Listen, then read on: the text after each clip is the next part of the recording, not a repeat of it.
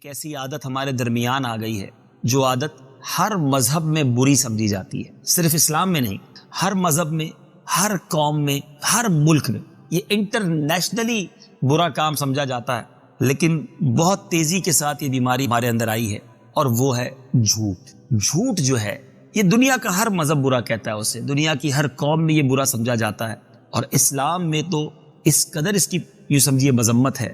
سرکار علیہ الصلوۃ والسلام سچے آقا، ہمارے آقا کی تعلیمات سچی، مگر آج مسلمان بہت دھڑلے سے جھوٹ بولتا ہے، کاروبار کرنے والا، دوستوں میں بیٹھنے والا، ویسے ہی بزرگ بیٹھے، پہلے زمانے میں لوگ کبھی کبھی جھوٹ بولتے تھے، اب ایسا لگتا ہے کبھی کبھی سچ بولتے ہیں۔ اس قدر جھوٹ بولنے کی عادت، اور یہ جھوٹ کتنی بری بات ہے، کس قدر نحوست اور کس قدر بربادی لاتی ہے۔ ایک واقعہ سنیے، منقول ہے کہ پہلے زمانے میں ایک تاجر تھا، بڑا پیسے والا تھا۔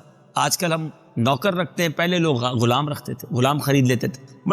بڑی ویل سیٹ لائف تھی، اس نے سوچا کہ گھر کے کچھ کام کاج کے لیے میں ایک نوکر خرید لیتا ہوں، غلام لے لیتا ہوں۔ غلام خریدنے گیا بازار میں، بڑا زبردست غلام نظر آیا، تو بیچنے والے نے کہا غلام تو بڑا اچھا ہے لیکن اس میں ایک برائی ہے۔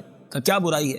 کہا سستے میں دے دوں گا مگر یہ بندہ سال میں ایک دن جھوٹ بولتا ہے، پورے سال میں ایک دن جھوٹ بولتا ہے۔ اس نے سوچا ایک ہی دن جھوٹ بولتا ہے نا، باقی سال تو صحیح رہے گا، سستا بھی مل رہا ہے، خرید لیا۔ میاں بیوی میں بڑا پیار تھا، گھر بڑا سیٹ تھا، کام کاج بھی چلنے لگے، غلام خدمت بھی کرنے لگا۔ اب وہ دن آ گیا جس سال میں یہ جھوٹ بولتا تھا، پورا سال خدمت کی۔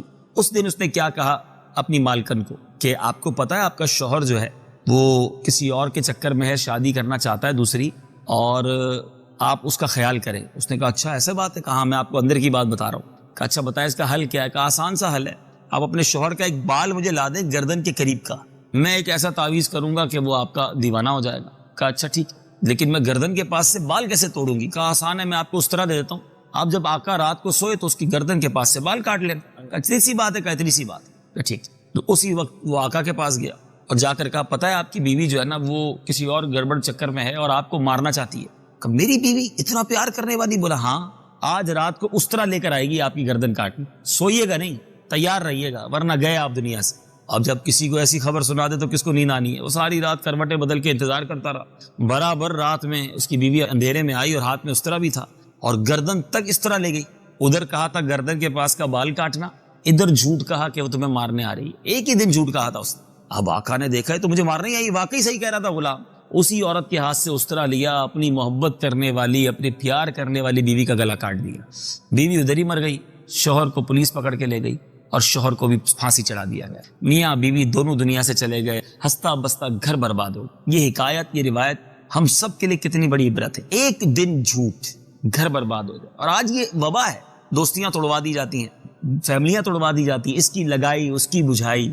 یہ جو چغل خور ہے نا، اس کو حدیثوں میں محبتوں کا چور کہا گیا۔ یہ محبتیں کاٹنے والے لوگ ہوتے ہیں۔ سرکار دو عالم صلی اللہ تعالی علیہ وسلم کا فرمان، جب کوئی بندہ جھوٹ بولتا ہے تو اس کے منہ سے ایسی بدبو نکلتی ہے کہ فرشتہ 1 میل دور چلا جاتا ہے۔ بہت سارے لوگ ملتے ہیں، یار کاروبار صحیح نہیں چل رہا، فیملی میں جھگڑے ہیں، بیماریاں دور نہیں ہو رہی، تو ذرا غور کریں کہ جھوٹ بول بول کر ہم نے رحمت کے فرشتے ہی دور کر دیے تو ہمارے مسئلے کیسے حل ہوں گے؟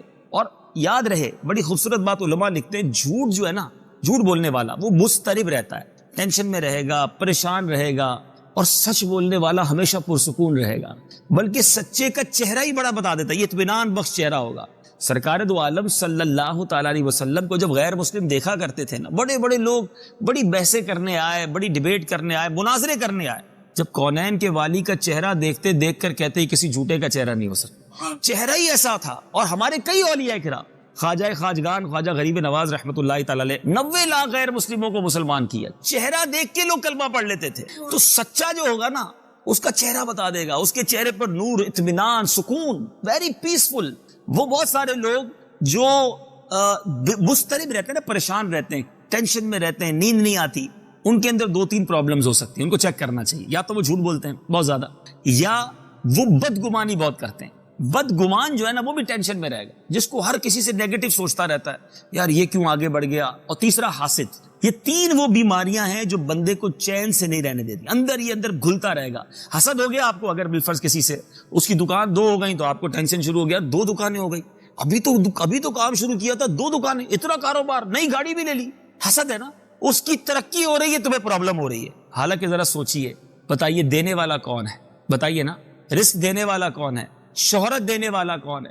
حسن دینے والا کون ہے؟ نام اور عزت دینے والا کون ہے؟ جب سب دینے والا اللہ ہے تو مجھے پرابلم کیوں ہو رہی ہے؟ میرے بھائی کو ترقی ہو رہی ہے، مجھے ٹینشن ہو رہی ہے۔ حسد جو ہے نا اتنی بری بلا ہے کہ سامنے والا ترقی کرتا ہے، اگلا جلتا رہتا ہے۔ اور حسد کرنے والا علماء لکھتے ہیں براہ راست اللہ پر اعتراض کرتا ہے، کسی اور پر نہیں کرتا۔ یہ آرگیومنٹ ہے رب پر۔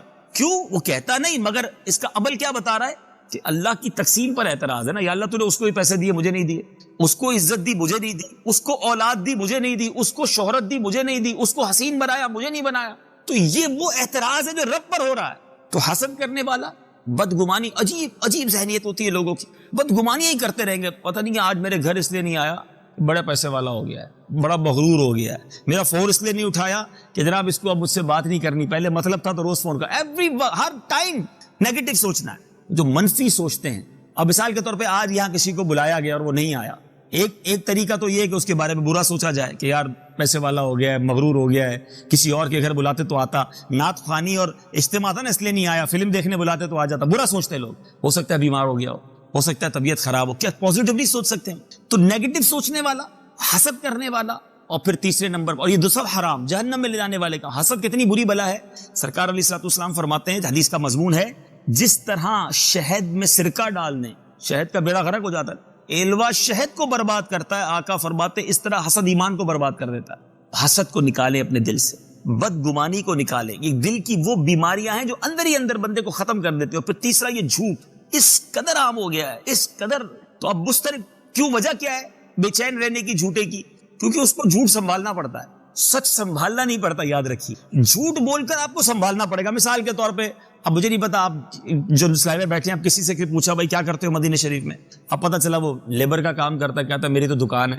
اب سچ بتانا نہیں ہے، جھوٹ بولنا ہے۔ اچھا رہتے کہاں ہو؟ تو بھائی وہ رہتا، وہ ہو سکتا ہے کسی لیبر کیمپ میں رہتا ہو، بتایا میرا تو فلاں علاقے میں گھر ہے، مکان اپنا گھر ہے۔ اچھا پاکستان میں کیا کرتے ہو؟ میری کوٹھی ہے۔ کون سے شہر میں؟ تو فلاں شہر میں۔ کون سے علاقے میں؟ تو وابدہ ٹاؤن میں، مہنگے علاقے بتا دیے۔ اب 4-6 جھوٹ تو بول دیے۔ اچھا پڑھے لکھے کتنے ہو؟ تو بھائی میں تو گریجویشن کیا، پتہ چلا میٹرک میں فیل ہو گیا تھا۔ سارے جھوٹ بول دیے۔ اب اس کو یاد رکھنا پڑے گا کہ اس کو میں نے گریجویشن بتائی تھی، اس کو وابدہ ٹاؤن بتایا تھا، اس کو میں نے مدینے میں بزنس بتایا تھا۔ اب یہ جب بھی پوچھے گا میں نے اس کو یہی بتانا ہے، اب وہ فائلیں سنبھالتا رہے گا، کیونکہ جھوٹ بہت سارے بولے ہوئے ہیں، اس کو یاد، جھوٹ بول کر سنبھالنا پڑتا ہے۔ سچ بولنے والوں کو تو ٹینشن ہی کوئی، نیند سے اٹھاؤ کدھر رہتے ہو بتائے گا، ادھر رہتا ہوں، کیا کرتے ہو، جو کرتا ہے وہی بتائے گا نا۔ سچ کے لیے کوئی ٹینشن نہیں ہے، جھوٹ جو ہے وہ ہمیشہ پریشان۔ ابھی آپ کے یہاں تو خیر نہیں ہوتا، ہمارے یہاں تو بڑا چکر ہے، نوکری کرنے والے، اب یہاں بھی کرتے ہو تو پتہ نہیں، لیکن یہاں شیخ مانتا نہیں ہوگا نا، ورنہ ہمارے کیا وہ نوکری کرنے والے، بھائی کیوں لیٹ ہو گئے؟ تو ٹریفک میں لیٹ ہو گئے۔ اچھا 3 دن چھٹی کیوں کی؟ تو نانی کا انتقال ہو گیا۔ اب جہاں نانی مار دی ادھر سنبھالنا پڑے گا کہ اس آفس میں نانی کا انتقال کر دیا، اب نانی دوبارہ بیمار نہیں ہو سکتی، کیونکہ ادھر تو کہہ دیا نا انتقال ہو گیا، اب سنبھالو۔ تو جو جھوٹ بولا اس کو سنبھالنا ہے، سچ بولنے میں تو کوئی ٹینشن نہیں ہے۔ تو بس ہے میرے میٹھے اسلامی بھائیوں، اپنا یہ ذہن بنائیں کہ ایٹ اینی کاسٹ ہم سچے آقا کے غلام ہیں۔ اعلیٰ حضرت لکھتے ہیں نا، سچی بات سکھاتے یہ، سیدھی راہ دکھاتے یہ، آقا سچی بات۔ لیکن ہم بہت ایزی سمجھتے، جھوٹ بولنے کو پرابلم ہی نہیں سمجھتے، اور یہی جھوٹ ہم اپنے بچوں کو سکھاتے ہیں، زبانی نہیں، پریکٹیکلی سکھاتے ہیں۔ مثال کے طور پہ اب گھر میں بیٹھے، فون آیا، کہا بیٹا بول دو ابو گھر پہ نہیں ہے۔ اب بیٹا دیکھ رہا ہے ابا بیٹھا ہے، کہہ رہا ہے ابا گھر پہ نہیں ہے، کہہ دو ابو سو رہے ہیں۔ اب بچہ یہ کیا سیکھ رہا ہے کہ جب پرابلم ہو، جب سستی ہو، جھوٹ بول دو۔ یہی بچہ بڑا ہو کر ماں باپ کو گھماتا ہے، پھر ابو ادھر گیا تھا، نہیں میں ادھر نہیں گیا تھا، میں تو ادھر گیا تھا۔ والد نے بچپن سے جھوٹ سکھایا، حالانکہ بچپن سے اگر بچے کو سکھا دیا جاتا کچھ بھی ہو جائے سچ بولے۔ ہمارے غوث پاک کی ماں نے سکھایا تھا نا، بیٹا ہر حال میں سچ بولنا۔ واقعہ آپ سب کو پتا ہوگا، میں طویل پورا واقعہ نہیں سناتا، ڈاکوؤں کے گروہ نے حملہ کیا اور کیا سچ بولا۔ غوث پاک 18 سال کے تھے، ڈاکوؤں کو نہیں کہا تھا ڈاکہ چھوڑ دو، یہ نہیں کہا تھا توبہ کر لو، مگر سچے کی بات دل میں کیسی اترتی ہے کہ بس سچ بولا کہ میرے دینار یہاں ہیں۔ کہا کیسے بتا رہے ہو، لوگ چھپاتے تم بتا رہے ہو۔ مجھے کہا مجھے اس کا نہیں پتا، ماں نے کہا تھا ہر حال میں سچ بولنا۔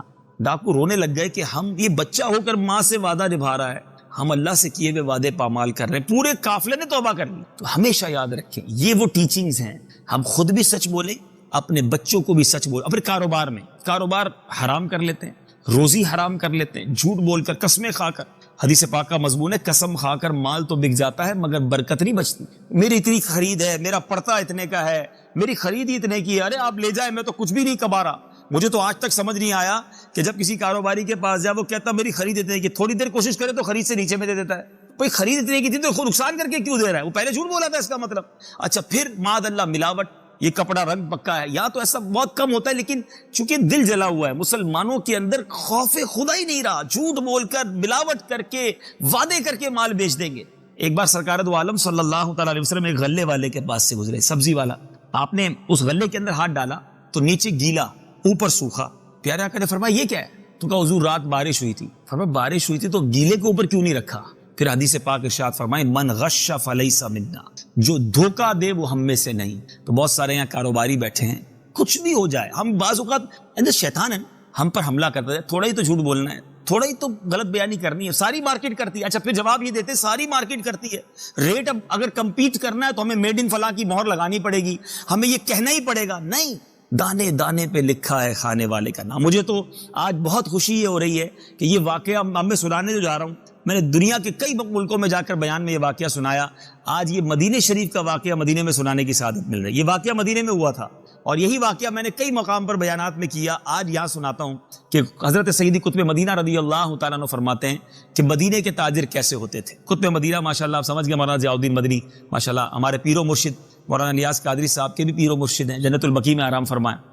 تو آپ فرماتے پہلے کے تاجر ایسے ہوتے تھے کہ ایک شخص مدینے کے تاجر, یہاں بھی مدینے کے تاجر بیٹھے ہیں, چلو آج یہی واقعہ مدینے کے تاجروں میں ہو رہا ہے. تو وہ کہتے ہیں کہ ایک بندہ گیا کپڑے کی دکان پر. اچھا کپڑے کے تاجر ہی بیٹھے ہیں, مزے کی بات دیکھیں, بہت سارے کپڑے کے دکاندار ہیں, تو کپڑے کے تاجر تھے. تو سیدی قطب مدینہ کہتے ہیں کہ وہ دکاندار کے پاس ایک بندہ گیا اور جا کر کہتا ہے کہ مجھے یہ کپڑا چاہیے, آرڈر دیا اس نے. اچھا ہماری دکان کے سامنے کسی دکاندار پہ گاہک جائیں, وہ بندہ کہتا ہے یار کوئی تسبیح پڑھتا ہے, یہ کوئی تعویذ کر دیا, سارے گاہک ادھر ہی جاتے ہیں. اچھا ادھر سے ہو کر کوئی آئے تو ہم کہتے ہیں بندہ ہی صحیح نہیں, ادھر مت جانا, 2 نمبر کا مال بیچتا ہے, ہمیشہ میرے پاس آیا کرو, وہ تو جھوٹا آدمی ہے. اتنی برائیاں کریں گے, حالانکہ اس کسی کا رزق نہیں چھین سکتے, نہ اپنا بڑھا سکتے ہیں, لیکن حسد کر رہے ہیں. اب کیسے لوگ تھے, وہ بندہ گیا تاجر کے پاس, کہتا ہے مجھے یہ کپڑا چاہیے. تو تاجر کہتا ہے جو آپ کپڑا مانگ رہے ہیں نا وہ ہے میرے پاس, میں دے بھی سکتا ہوں آپ, لیکن اللہ کی شکر, اللہ کی مہربانی سے صبح سے میرا کام بہت اچھا چل رہا ہے, سامنے میرے بھائی کی دکان ہے, میں دیکھ رہا ہوں صبح سے خالی بیٹھا ہے, آپ یہ کپڑا اس سے لے لیں تاکہ اس کی بھی بکری ہو جائے.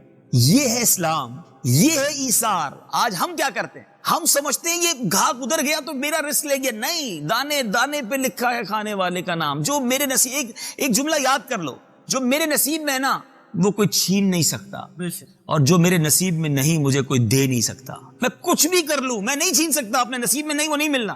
بس جلد بازی کر کے ہم حرام کما لیتے ہیں, جلد بازی کر کے ہم جھوٹ بول دیتے ہیں. تو خدا رہا اسی طرح. اچھا اب کاروبار میں جھوٹ نہیں بولتے بعض لوگ, زندگی میں بھی جھوٹ نہیں بولتے, مگر دوستوں میں بیٹھتے تو جھوٹ بولتے, مستی مذاق میں جھوٹ بولتے, مذاق میں جھوٹ, مذاق میں بھی جھوٹ نہیں کہہ سکتے. سرکار دو عالم صلی اللہ تعالی علیہ وسلم ایک بار کسی صحابیہ کے گھر گئے اور دیکھا کہ ایک بچہ رو رہا تھا. تو صحابیہ کہہ رہی تھی ادھر آؤ میں تمہیں کچھ دوں گی. تو نبی پاک علیہ السلام نے فرمایا کہ کیا تمہیں واقعی کچھ دینے کا ارادہ تھا؟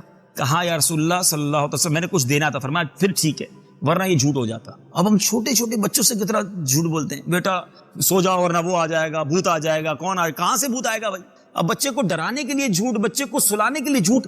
یہ غور کریں, اصل میں ہمیں تمیز ہی نہیں ہے کب کیا بولنا ہے. امیر اہل سنت حضرت علامہ مولانا ریاض قادری صاحب کو اللہ سلامت رکھے, یہ انہوں نے ہمیں سوچ دی کہ پہلے تولو بعد میں بولو.